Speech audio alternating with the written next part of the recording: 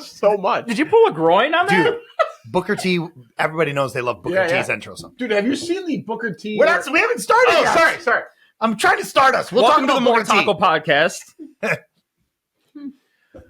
What's up, everybody? Welcome to the More Taco Encounter. We're glad to have you guys here with us.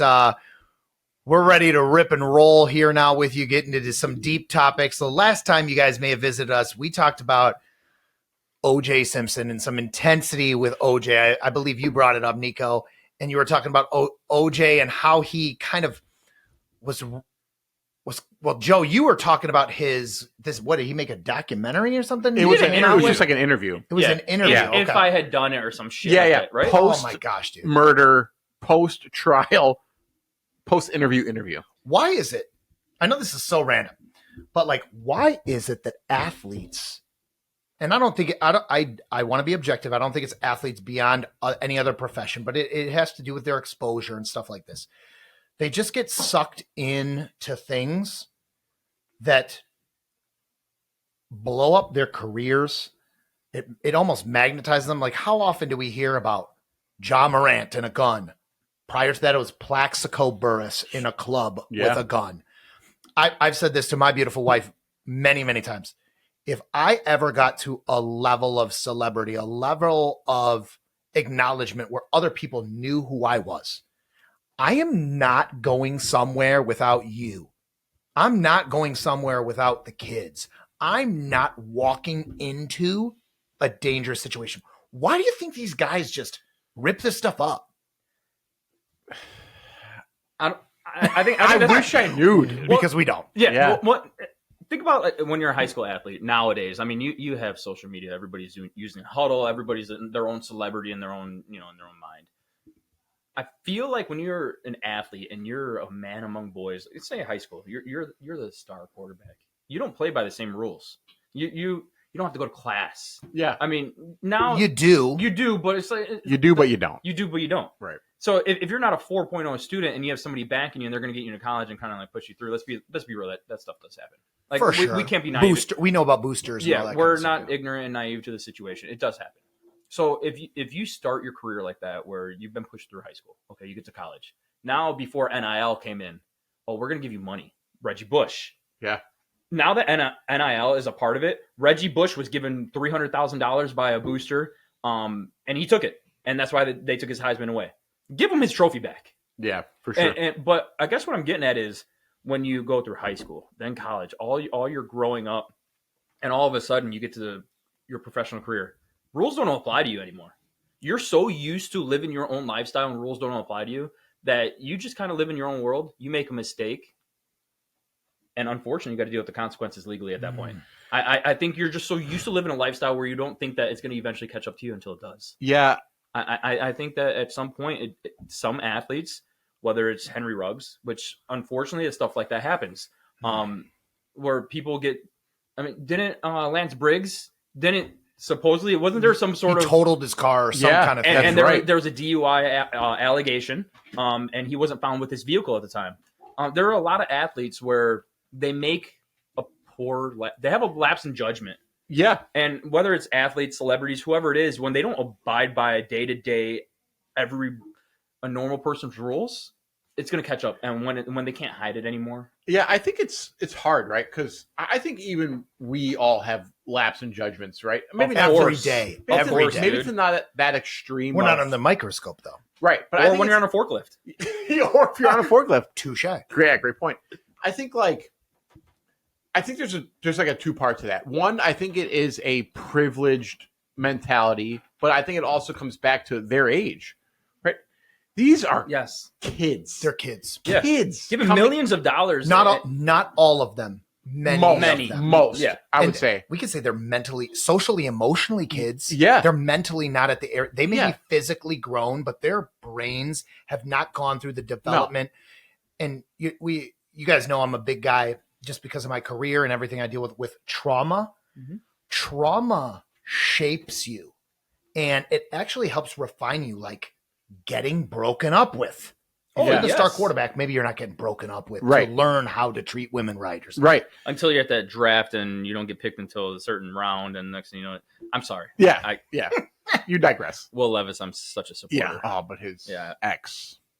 What's up? But look at his guns, bro. Yeah, he's jacked. He He's puts jacked. mayonnaise in his coffee, which is weird. But I think like I think that's keto. yeah, it is. Is that keto? It is a keto thing. Mayonnaise in the coffee. He does. Did he do something weird with the banana? I don't like too? I'm mayonnaise sorry. and I don't like coffee, That's so way I don't off the know. rail. He never mind. Yeah, I think We he won't did. go there. Yeah, he's got a very nice bicep vein though, which I'm super jelly of. But anyway, what really things I noticed. But going back to like, it is an immaturity thing, in my opinion. The things that we did when we were in our early 20s, extremely stupid, right? But we also weren't. That's what I'm looking for. We weren't exposed to all the things that they have. We didn't have the money that these guys have, where they can buy these crazy cars and all these crazy different things that they have access to. We didn't have access to that. Imagine if we did. Well, and we did dumb shit without that. Well, and think about if we have an entourage too. Don't you act different in front of people? Like, I'm not saying as adults, No, right? You're not wrong. Correct. We're more conscious of what we do because we're everyday people that have to function in life, right? Yeah. So we don't play by different rules. But when you have an entourage like that, and you've always had an entourage, you kind of act a little bit out of what You out of feel character. you feel protected. You almost feel like you have invincible. this shield You're out of around character. you, Yeah. but you don't. Yeah, and so they kind of act out. They lash out a little bit. So, I got an entourage. I'm way up here. Nobody's gonna be able to touch me ever. Not only that, sometimes your entourage is full of people wanting to get their own fame, and they're Yes. not social emotionally developed. Like, and I'm not making judgments, but like both times Ja Morant got in trouble, his buddies made the post. But he's still. I'm not saying I'm You're not right. justifying what he did. You're right. That's not what I'm saying. You're right. What I'm saying is the dude didn't even throw himself under the bus. No. His crew threw him under the bus. But and he even add to that, he's so young minded that he still makes those mistakes on the court where he's referencing a pistol in his hand. He's done it. He's done it. Just dumb After stuff. getting busted twice, and I'm not saying that he's wrong for it. I'm not saying. Again, I've already expressed my opinion about entertainment and sports. When it comes to being on the field, being on the court, whatever it is you do, if I'm entertained, that's what I'm watching for. Yeah. But personally, if you're making mistakes when it comes to the law and you're not abiding by the same laws that we are as average human beings, I'm sorry, you got to pay the consequences if you F up. Yeah. You really do. But unfortunately, you have a society out there, the elite, if you will. They don't play by the same rules as us. Yeah. So when they get caught up and they can't hide it anymore, how do you hide it? What do you do? Yeah, I don't think you can. You can't. You can't. You can't. You just You're can't. toast. And it's yeah. What's crazy is obviously we're not in the like intermixings of any of these guys and what they have access to, but from what I've heard, what they say, I think I've quoted. Who's they? I think I quoted they last. I They. love they. The last episode we they like these teams offer transportation. They do. offer. They cover your ass. They're protecting their investment. They can live at the 100%. facility. Yeah. They try to cover their investment as much as they can. You want a club? We'll build you a Yeah, club. here's our club. Yeah. And they still drop the ball when it comes to any sort of responsibility. And it's what happens when you draft a kid. I mean, how old are you out of college? 22, 23? 22, but a lot If of you don't times guys enter get early. drafted as if you don't- juniors, sophomores, whatever. I think they have to be 20, a year out of high school. LeBron James, 17 when he was drafted, Yeah. right? Like They gave him a $90 million contract by Nike. yeah, like I got it. You guys know, I am not a LeBron fan. No, it I'm, sucks. I'm bordering No, on he's LeBron. top 5. He's top 5. no, playing wise, he's I'm- great. I'm He Le- sucks. I'm as a, He no, as a person, I get yeah, you. I get you. Basketball player over character. yeah, But I got to give a guy like that credit for all that they've endured, all that they've gone through. In You have to. that respect, like most 17-year-olds would crumble, and that's Kobe. Kobe was similar, right? He was 17. He did, but look at Kwame Brown and some of these other guys who came out in high school and just crumbled. And so I give them credit in that respect. Yeah, Like that is a credit to their inner circle and stuff like that. Look at Lamar Ball and his sons, the Ball brothers. They're like, LaMelo is a borderline all-star. Lonzo is a quality player. He's a good facilitator. when he's able to When play. he's on. Honestly, the Bulls could really use him. Oh, but when he's like, on. but you look at the culture created around somebody. And now you look at a potential number 1 pick in Caleb Williams and what his family is coming out and saying and all these things. And so the culture around let's talk about that. Yeah, we have to. But the culture around an athlete shapes what they become. Yeah. Whether it's their friends, their entourage, their family. Who is your influencer? Because we are all influencers. Yes. Who's your support group? You're right. Yeah. Even if you look at, bear with me, even if you look at Patrick Mahomes, okay? So He hurts my heart. I know. Because So- I'm a UT and a Houston fan. And Yeah, we and, can't get around him. And he should have been a Bear, which is bananas. But He or 4 other quarterbacks. correct. Okay, Which proceed. We're, I'm we're sorry. all better than Mitchell Trubisky. I'm but sorry. you look at Now- like He now- started. now- He now- started now- at quarterback 13 times in his life. yeah, Before the Bears. trade up. Get him. Even on Pittsburgh, serviceable backup journeyman quarterback. Yes. Let's be very clear. That means you're better. You're not the top 30 in the world, but you're not you're not below 60. I was just saying you're top 50. Mitch Trubisky is an NFL quarterback. I want us to be objective. He's an NFL quarterback. He's top 50. He's a backup quarterback. Top 50. Yep, 100%. Before we go to Joe, can I just say Brock Purdy had the quote of the week, not maybe a few weeks ago. I don't know exactly when it came out, calling out Cam Newton because Cam Newton called him He did. a game manager. He did. And Brock Purdy came out and said, there are 90 quarterbacks on NFL rosters. You're not one of them. Ooh, that burns. Dude, big balls. That burns. Fire. That He's burns. just Fire. he's carrying those I'm- nuts, dude, in his hand. I like am this. a Brock Purdy fan. Yeah. Mr. Relevant or Hang on. not. Raise your hand if you want the 49ers to win today. Hands up. Okay, fair enough. All right, Joe, proceed. I'm sorry. Yeah, sorry. So You were talking about Mahomes. Yeah. So like you look at Mahomes, right? And he's had in the spotlight that guy's in, right? It's pretty crazy, right? So you got his wife who is a personality, to say the least, right? His brother. You- A personality. Hold come back- off we'll on that come for a back to second. that. Joe come back is to using that. those terms loosely. Yeah. Personality. Yeah, she's a personality, right? She's now in Sports Illustrated. 2024. I'm going to be honest. She looks pretty good. But I did see a comment Not today. my cup of tea, but I Yeah, she looks get good, what you're but- saying. but- I get what you're saying. I will. Okay. She looks good. She looks good in the picture. yeah. But I saw on social media today, somebody made a really good point. Airbrushing. Oh, yeah. Editing. It's all BS. No, that's fine. For sure. But they brought up a good Just point wait that there till you are guys see models. my airbrush photo later. Oh, bro, wait. I look legendary. I'm gonna- I lost 50 pounds. Yeah, I saw I'm gonna that. hustle in I had my abs. I had abs. I'm ripped. Yeah. My airbrush picture is ripped to the gills. shredded. But they brought up a Yeah, good point. There are models out there trying, but because she's attached her wagon Yeah. to her husband, yeah. is it unfair? I don't know. I don't know. Right. What- no, I agree. But proceed. I'm sorry. I think I'm sorry. what's crazy about him is that he's been able to manage this best quarterback ever perception of him, even when his brother is a piece of crap. And his wife wants attention. Yeah, she's obnoxious, kind of, right? She's all involved. Then you add the Taylor Swift mix into it with Kelsey and all that stuff. But, like, his brother, I don't know if it's even been, like, finished yet. But really he was, disgust. yeah, he was Really. being, like, sued for sexual assault, right? Because he's a giant piece of crap that just doesn't understand how things are supposed to work. 'cause Last he's a episode, child. we referenced not using social media in a poor way. Yeah, and he's an that idiot. guy did not Yeah. learn. That If guy did there's- not learn. he's probably in my top 5 list of people I'd like to punch in the throat. He's in there for sure. But he also CM Punk reference. yeah, as well. CM Punk's in there as well. he also falls victim to that untouchable idea. Yeah, He thinks that because his brother's so successful, he's untouchable. yeah, But and- that doesn't make you untouchable. correct. That And- doesn't mean you don't live by our rules. 100%. Don't be an asshole. Right. But what really comes back that pisses me off is it comes back to the whole Taylor Swift thing. She's up in that press box and she's celebrating. She's bumping chests with what's Mahomes' wife's name? Do you know? Brittany Mahomes. Brittany Mahomes. She's like bumping boobs, like all this stuff. And then you got Jackson Mahomes back there involved and Taylor Swift supporting him. Like, get your shit together. He's a giant turd. He's a big turd that is abusing his brother's power And that's to his what- own benefit. It's a joke. That's also goes back to our last conversation where I'm gonna say it like it. The elite, they play by different rules. They're Yeah. a different category than us. So to us, they are big pieces of shit. Not they. I'm not gonna say Taylor Swift. I'm not gonna say Britney. I'm gonna say somebody like Jackson Mahomes who does something like that. Yeah. That in my eyes, I'm sorry, you deserve what you're gonna get. Yep.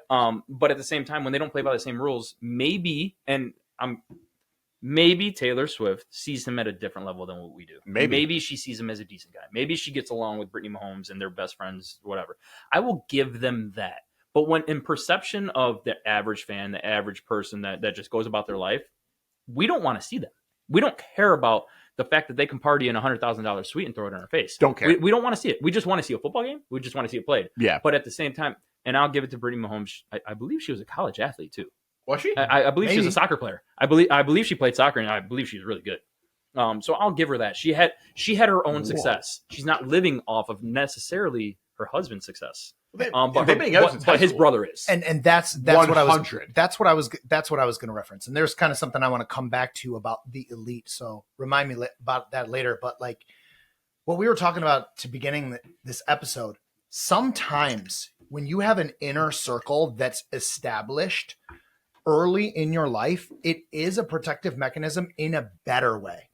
Patrick Mahomes could be exposed to a lot of difficulties, but the fact that he met his wife when they were in high school. Oh, yes. And you see a lot of these athletes, and I'm not saying there's a right way, a wrong way, a particular pattern to success. But when you find somebody who is loyal to you when you are not famous, all of you viewers who rock out with us till we get those millions of views that are coming. I believe there's like 7. Yeah, Thank you. We're at 14. Oh, my bad. Someday. Oh, shit. Someday. But very seriously, the people who were there with you at the dawn and at the beginning, you know that they're not there for your money. They're not there for ulterior motives. They're not there for these things. So they're your support. Somebody like Patrick Mahomes, who I am not a fan of. I do not like how he plays football. I do not like his attitude.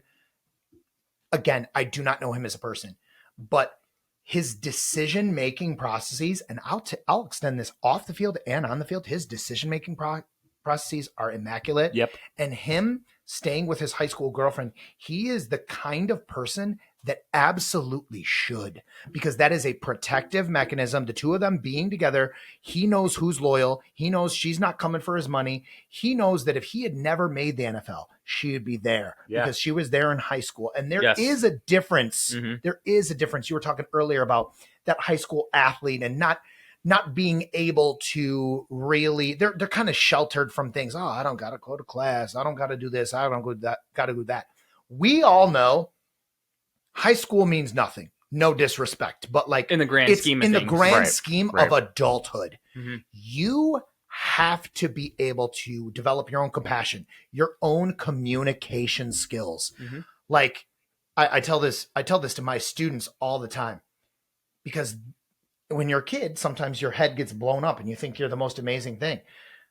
I tell my students, I'm like, listen, you aren't going to be able to go to a club when you're 24 years old and be like, what's up, girl? In 7th grade, I won the title and I was the starting point guard averaging 15 points a game. Yeah. What's up? 7th grade spelling bee champ. No one cares. I was a second grade runner-up. Runner-up, bro. Second grade runner-up. I spelled background wrong. I forgot the G. So some of these people, word. These they're making good decisions. So what is the difference between a Patrick Mahomes and a Ja Morant?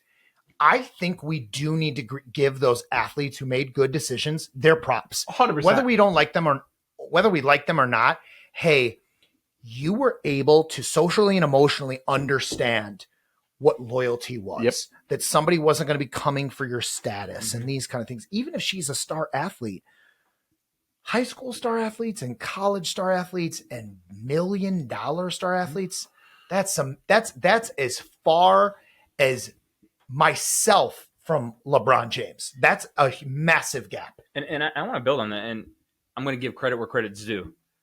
He has navigated his brother, his wife, the Taylor Swift, Travis Kelce, his teammate, and his dad. The whole arrest thing going on. Now I don't know the intricacies. And that brings up a point of him growing up with money as well. His dad was a Major League Baseball pitcher. Yeah, and that's what I'm going at. Is he has controlled his emotions. He's been very professional, and it hurts for me to say this because he went to Texas Tech. I'm a UT fan. Yeah. I'm still heartbroken when they came back and beat Houston in the playoffs. Like, any team I watch can't beat him. So me personally, he is my kryptonite, or my team's kryptonite, not mine, but my team's. I don't want to compare him to one of the greatest we'll ever see, is Tom Brady, but he has to be put now in that conversation. Crazy. Where Tom Brady was getting all these bullets thrown at. Tom Brady didn't become the hero until he went to Tampa Bay. He was always the villain. He was the villain. That's a great point. He was always the villain. And Patrick Mahomes is the villain now. Against Patrick Mahomes. He was. And that's the point. He beat Patrick Mahomes to win that Tampa title. Ass. He did. Whooped his ass. And that's my point. Is Patrick Mahomes always going to be the villain until he goes to a different team and wins one with a lesser team? Or will people forget about this? But I will say, as a non-fan of him and his teams, I got to give the man credit. I have to.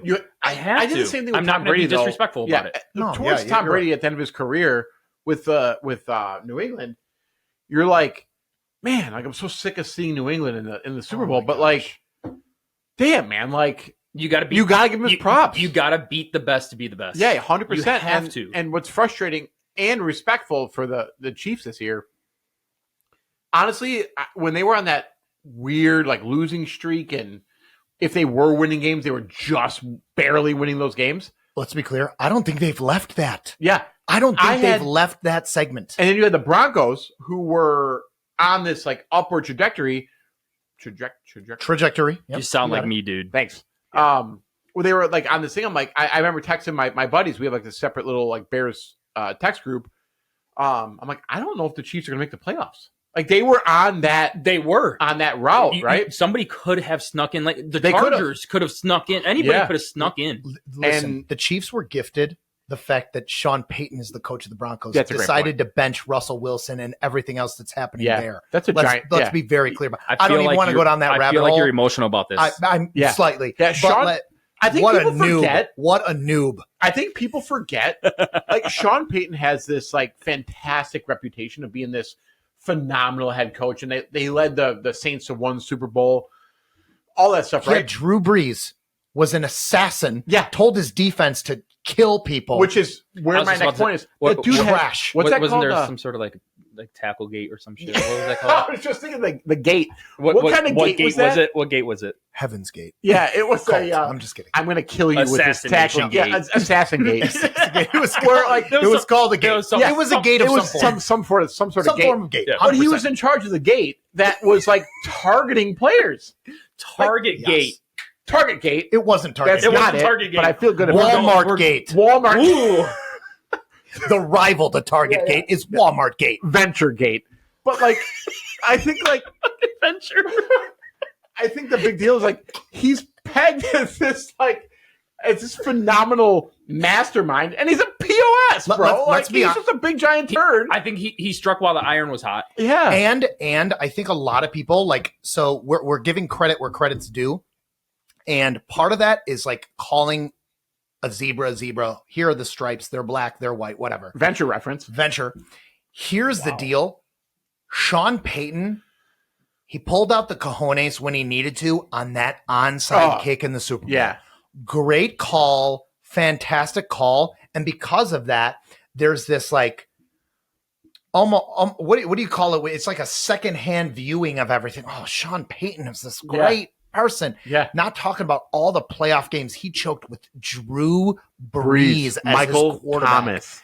Get out of here. Well, I mean, if we're talking about like the plays that made coaches, I still think about the Philly special. So good. Such a great play. But it wasn't even Doug Peterson. So I was just about to say that. It was Big Dick Nick, bro. He's out there just ready. I was just about sure. Certain plays create they create somebody's dynasty, somebody's legacy that I don't think that they deserve the credit for one play. And that but here's the thing. Being objective, that is the beauty of what makes a Patrick Mahomes. That's the beauty of what makes a Tom Brady that you were referencing. We may not like their skill set. We may not agree with how they manage the game.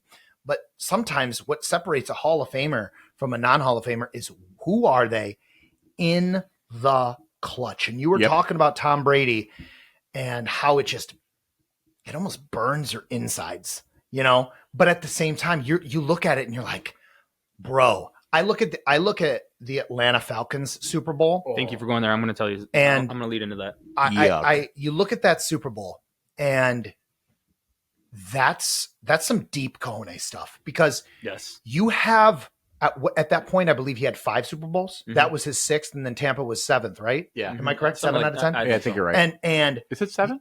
he has 7, I believe. Yeah, 7 out of 10. He lost to Eli and then Magic. Eli twice. Yeah, twice. Eli twice. Magic Nick Foles too. So you look at that. Nick. You look at that, and in that moment, I'm a human being.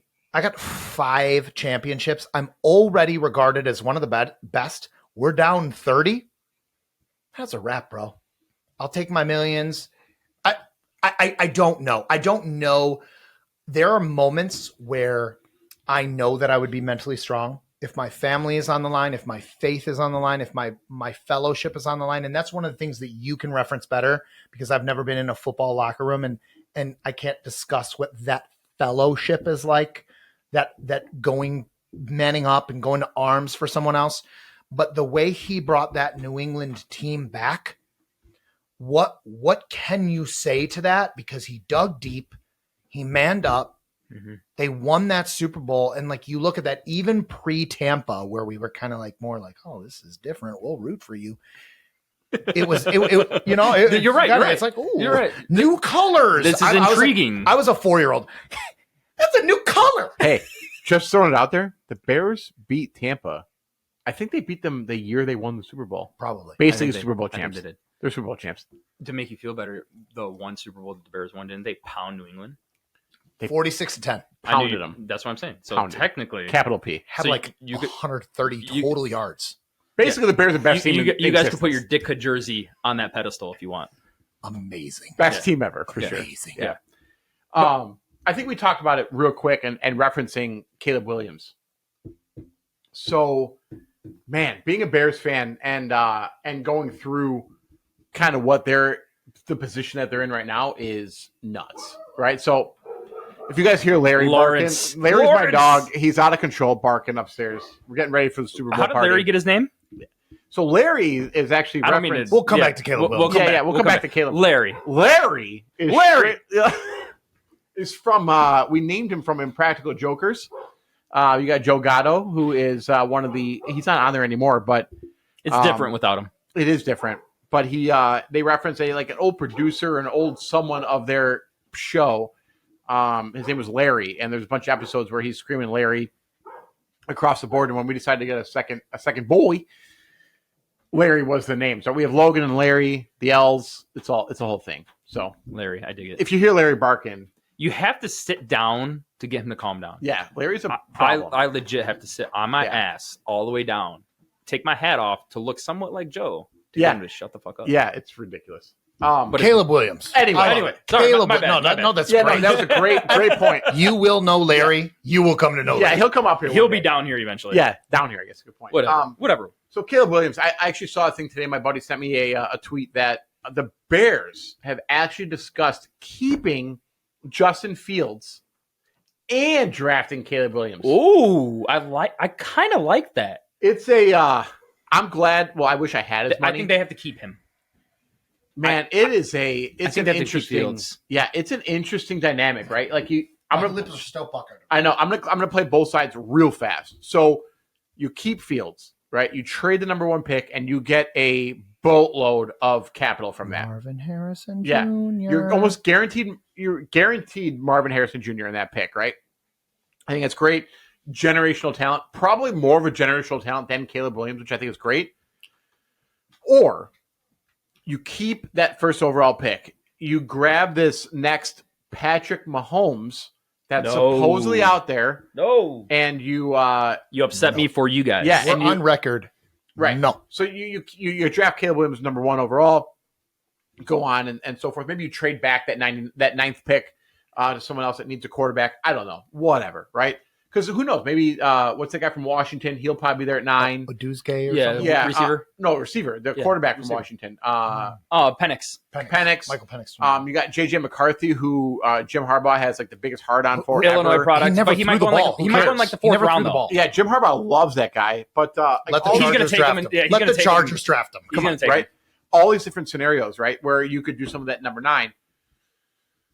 You kind of it's a cool spot to be in if you're the Bears. It's also a really difficult decision to be in because that's probably like a job defining decision for him. What do you do? The precedence has already been set. You look at Elway back in the day, Marino, Elway. You look at all these trades. You look at Manning and Rivers. You can do that. If you're talking about money and guaranteed money given on certain position of the draft, go ahead, draft Caleb Williams, give him his money, whatever. If you feel like he's earned something, give it to him. Fine. Do a draft and trade. You don't want, at the end of the day, don't keep Caleb Williams on your roster. So you reach out to whoever gets number 2, whoever gets number 3. Say, I'm going to draft your guy because he deserves number 1 money. We're going to give it to him. We're going to give him a signing bonus, whatever. You give us picks and Marvin Harrison next. We're going to hold onto your boy, onto your guy. We're going to hang on to him until you give us Harrison and picks. That's a great point. I feel like this is a topic we're going to talk about a bunch over the coming months. We have like 4 months to do it. This is like this is a hot button issue and something that's going to continue to come up. So I want to bring up, and I'm going to lead off our brand new segment, which is called I Know Someone Famous. Ooh. Our brand new segment, I Know Someone Famous. I like It's a glorious famous. I'm going to lead off, and this is a completely athletic-based episode. So I'm going to talk about the person that I know is famous. Their name is Alondo Tucker. They played college basketball at my former university, University of Wisconsin-Madison, Wisconsin Badgers. Let's go, baby. And once upon a time, it was my senior year, and I was at an IHOP, and I'm eating breakfast at an IHOP. So good. I'm having some delicious eggs and pancakes. And sitting right next to me at that IHOP Sunday morning, the day after an NCAA game, was Alondo Tucker, former college basketball player, University of Wisconsin, number 42, if I'm correct. And he sat next to me, and he was having some steak and eggs at IHOP on Sunday morning, right after having a double-double the night before, crushing it. They offered to comp his meal, talking about NIL and receiving gifts and stuff like that. And he said no. Here's my $13. Yeah. He was ringing Plus up. tip. He's like, I'm paying for this. I don't do things shady. He Good for him. lived it the right way. Good for him. Dig it. I believe he ended up getting drafted to the NBA either in the second round or he was a free agent pickup. Good for him. And so absolutely good for him. Living things the right way, and I had breakfast next to him. So You're basically famous. I know someone famous. This has been the first segment of I Know Someone Famous. Yeah.